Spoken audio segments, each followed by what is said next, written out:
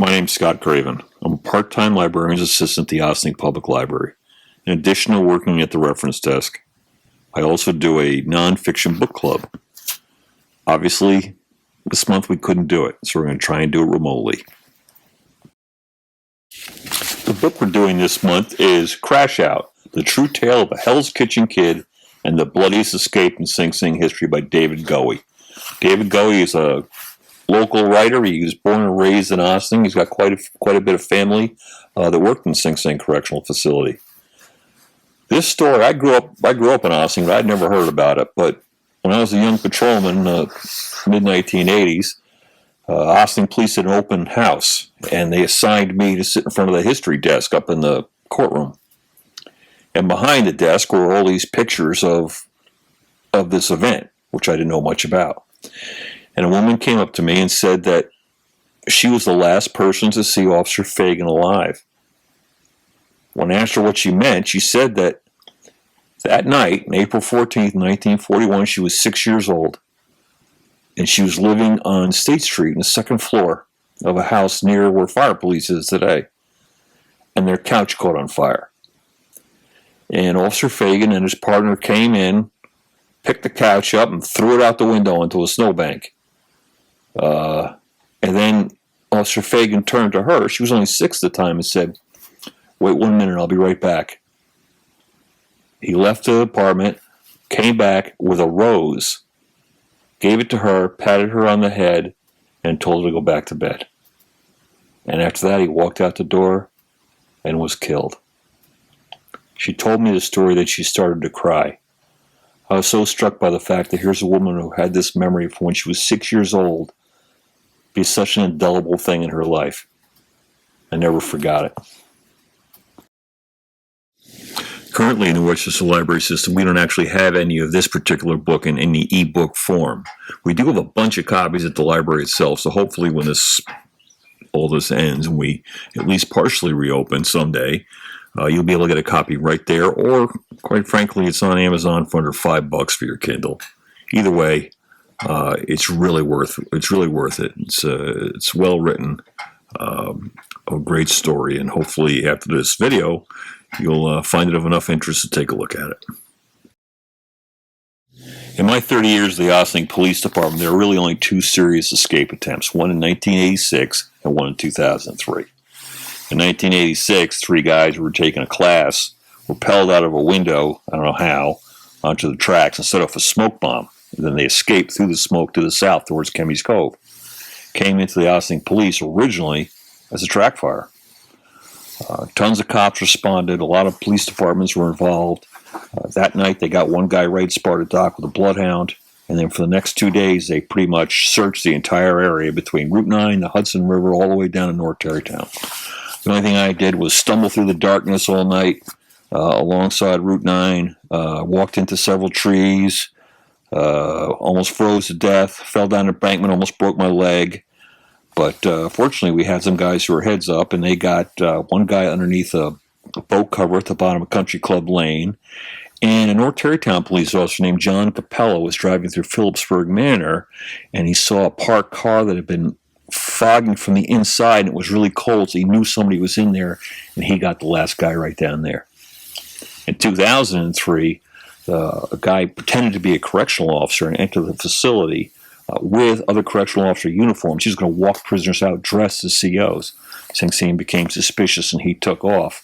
Fortunately for us, earlier that day, one of our patrolmen up on Croton Avenue saw 2 guys messing around with a motorcycle up off of somewhere near Sherwood Place, and he stopped them. And he was suspicious. I would just driven right by him. And he ID'd him, got all their information, and later when this incident occurred at Sing Sing, they realized that these guys were actually placing getaway vehicles throughout the village to help with their escape. So because he went the extra mile and got all that information, they were able to arrest them all and successfully prosecute them. There were a lot of crazy, notorious Sing Sing escapes. But the worst was April 14th, 1941. And Mr. Goewey tells that story, and fittingly, he starts the story in New York City, in Hell's Kitchen. And that's where the story begins in the book. Mr. Goewey starts his book in New York City, in Hell's Kitchen, and it's a great way to understand the events that ultimately take place in 1941. He talks about Hell's Kitchen, the docks, that section of Midtown Manhattan on the west side where today the Intrepid Aerospace Museum is. He paints a grim picture of the shape-up and the organized crime, this kind of stuff that was portrayed in that famous movie On the Waterfront. He talks about corrupt politicians. He talks about even a train that went down the middle of 11th Avenue on the west side that had to have a guy riding in front of it on a horse, and it was still so dangerous they used to call it Death Avenue. Abject poverty. And the only thing he talks about that's grimmer in Hell's Kitchen is some of the places these guys spent incarcerated before they even got to Sing Sing. It's a great little snapshot of New York City between the wars. Mr. Goewey writes it really well. Another way Mr. Goewey sets the scene for the events in 1941 is he talks about American prisons, their basic history, and he talks about the origins of Sing Sing prison itself. How in 1825, Elam Linds comes down from Auburn Prison with prisoners and builds the prison where it stands today, largely because that's where Sing Sing marble could be readily mined.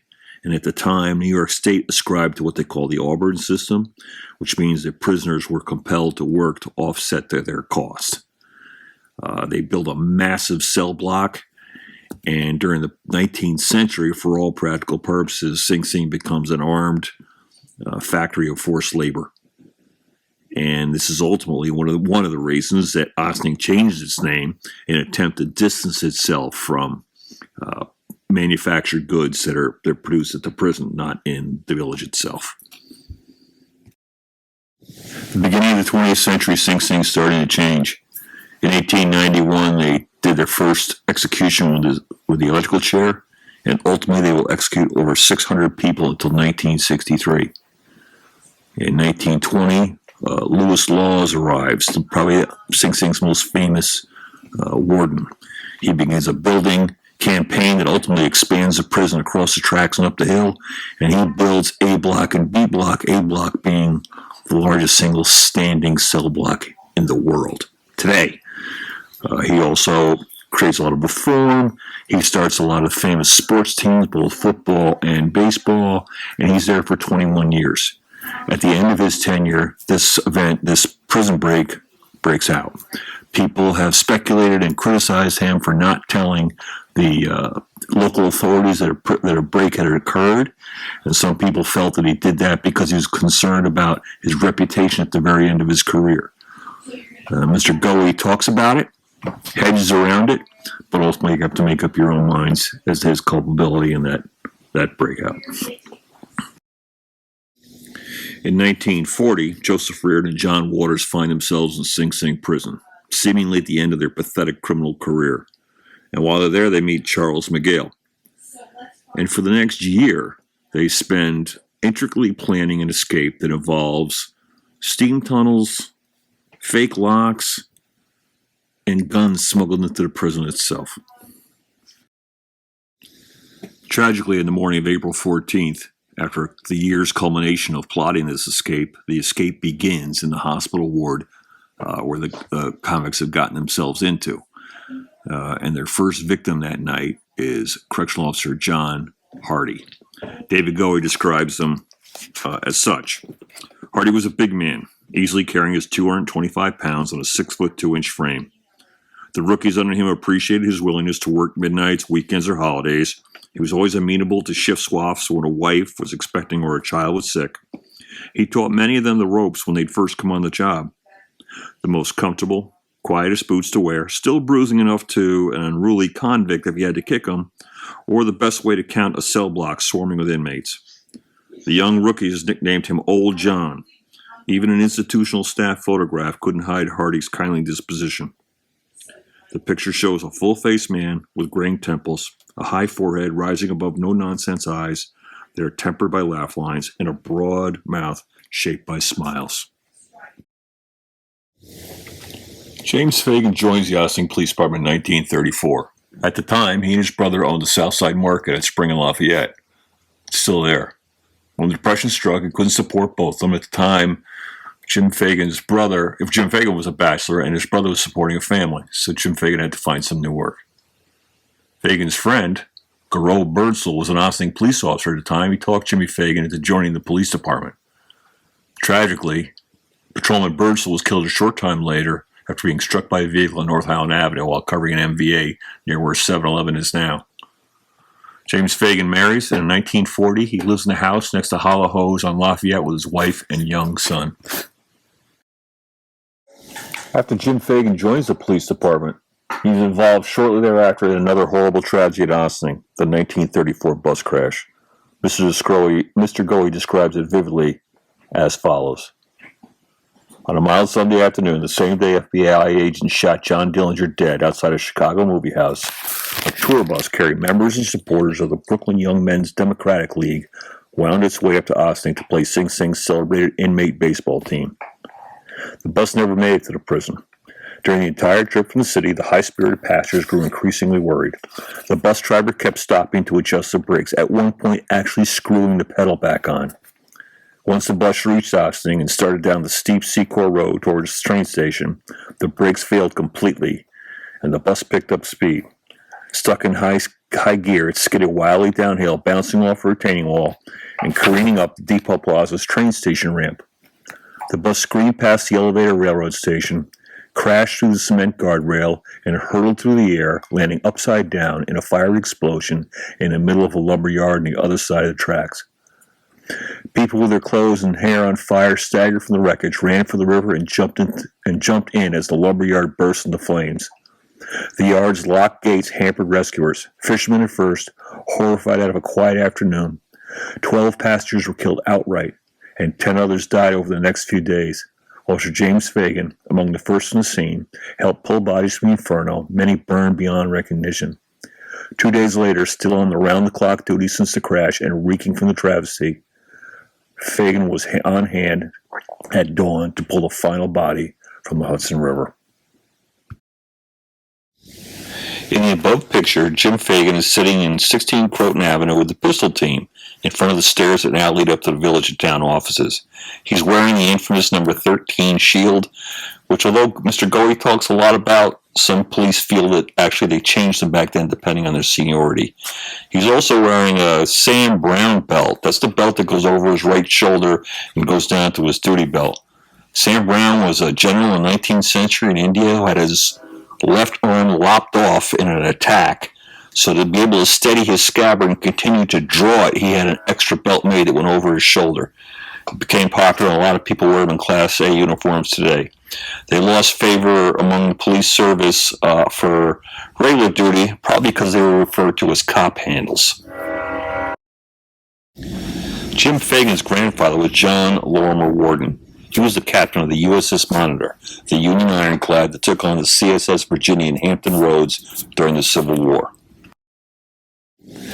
After killing Correctional Officer Hardy, the 3 convicts descend onto the railroad tracks and run north towards the Ossining train station, hoping to find a getaway car that had been left there by some of their assistants on the outside. When the 3 armed escaped convicts get into the Ossining train station, they're looking for their getaway car. At the time, Jim Fagan is parked in his patrol vehicle at the corner of Southwater and Main Street. They run towards the car. Fagan doesn't know there's been an escape because there's been no alarm. He gets out and they get in the confrontation, and Jim Fagan is killed with a gunshot to the chest.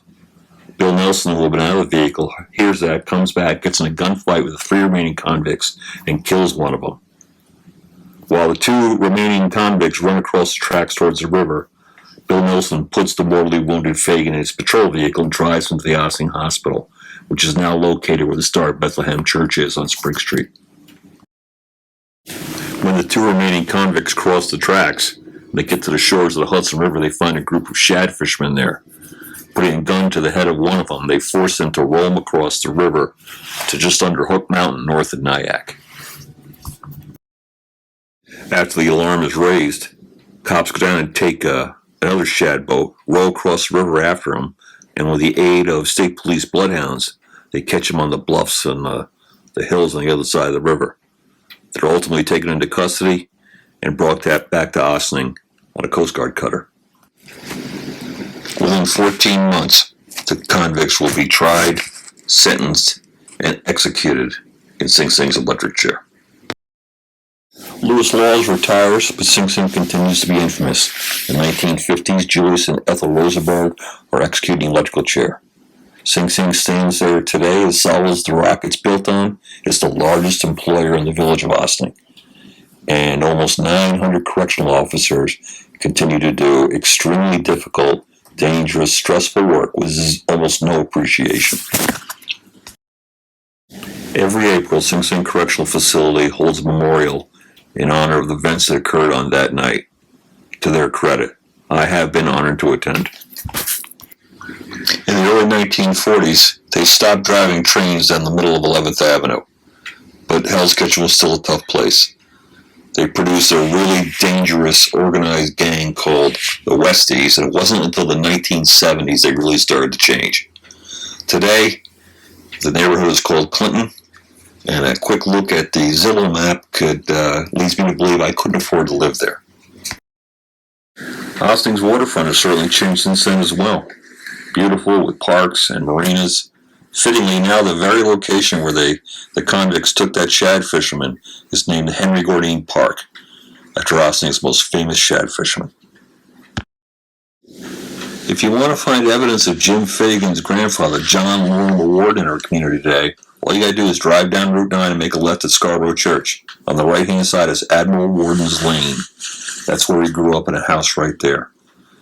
When Admiral Warden retired, he survives the Civil War, becomes the Commandant of the Naval Academy, and ultimately dies in 1897. In 1912, his kids give a ceremonial sword granted to him by New York State to the Naval Academy for the museum. In the early 1930s, it's stolen. In the 1990s, the FBI, doing an investigation of some dealer associated with the Antiques Roadshow, they recover the sword and they bring it back where it's at the Naval Academy to this day, fittingly. Around the year 2000, the Ossining Police Department and Chief Burton took an old grocery store and bowling alley on Spring Street and converted it into a modern police facility where they are today. The Fagan family came up for the dedication. It was great to see them. It was so nice that we could honor their father and Patrolman Birdsall in that way. Any look at Ossining history starts at the Ossining Historical Society, a treasure trove of information. The folks there are so knowledgeable and so willing to help everybody you ask. If you get a chance, the village historian's name is Dana White. She does a presentation on the Ossining waterfront, and she does a presentation on Sing Sing Prison. They're both excellent.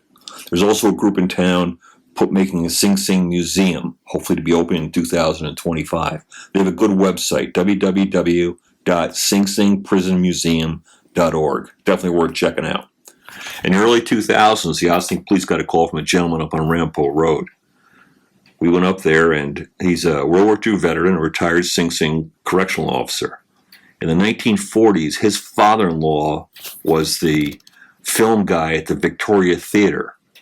And as a hobby, he took motion picture films. And in this gentleman's attic, he found a film of James Fagan's funeral in 1941. It's incredible. The Ossining police took it, digitalized it, and today you can see it on their Facebook page. It's really worthwhile. As far as additional reading is concerned, I can't recommend New Jack enough. It's written by Ted Conover. It's about his experiences as a guard in Sing Sing. And Guy Chilly put together a book of photographs about Sing Sing that's really well done. I can't recommend that enough either. If you get an opportunity, come into the Ossining Public Library. We have quite a few books about the subject, including Warden Law's books himself. Mr. Goewey wrote a really good book. I hope you guys get an opportunity to look at it. I'd love to hear your feedback. You can reach me anytime at scraven@wlsmail.org. Thanks so much for Dana White for helping me out with these pictures. I couldn't have done it without her help. Please take care of yourselves and each other, and I really hope to see you at the library soon.